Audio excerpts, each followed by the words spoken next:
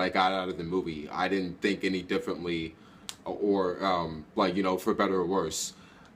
Like, you know, it looked like an okay film. Like when I was assuming I'd watch the movie and not hate it or really enjoy it, but just, you know, take it for what it is, and like find it like, you know, maybe mildly entertaining.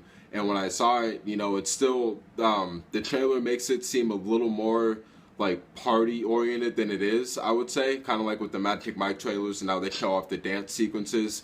Zac Efron, I like him. I think he's good. He's, you know, a likable actor, and he still is likable in this role. But this was a first for me to say that this his performance was kind of bland, and it wasn't his fault. I would say. I would say it's more on the director and the script, because the script itself has some really good ingredients, like between the dialogue and some of the messages and what they're trying to, you know, show and convey, you know, as far as like a lifestyle and making choices. But in between all that, it just kind of meandered. It, you know, like within the first hour, it literally felt like an hour and 40 minutes, or no, not an hour and 40, but an hour and 15 minutes of the movie. I was amazed when we were getting into the second hour between what was happening in the film. But yeah, but for like an end of the summer movie, if you like Zac Efron, or if you liked what the trailer, you know, how it's selling it to you, I mean, I won't say it'll be misled. Just don't expect for it to be like, you know, like Project X or any, you know, party movie with you know, violence or like stealing money and etc. for like the backdrop or like the drive of the movie.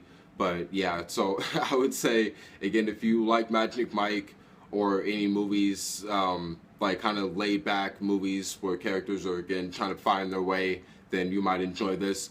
I thought Wes Bentley gave the best performance of this movie. Zac Efron, again, he was likable, but a little bland. Emily Ratajkowski, she gave a little bit of a better performance than I thought she would.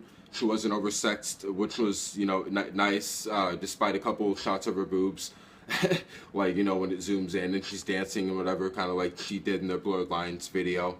But yeah, and Emily, I think I can see a potential for like of longevity in her acting career in the lines of Liv Tyler, I would say. And Grace Randolph was right when she says that she's like this in this movie. She kind of has the sensibilities of or capabilities of Anne Hathaway. I don't disagree with that. So, and Max Joseph directorially, this was like a nice opportunity, but I hope he gets a better script in the future. I mean, I forget that he co-wrote this, but yeah, I mean, hopefully he can either pen or get handed a better script in the future. But directorially, though, some of the shots in this movie and how you're supposed to like feel from them, like the feel you get from some of the scenery and cinematography is really nice. So like thumbs up on that. So yeah, like I said, for an end of the summer movie, if this movie like gets you interested, and check it out, or if you like anybody in it.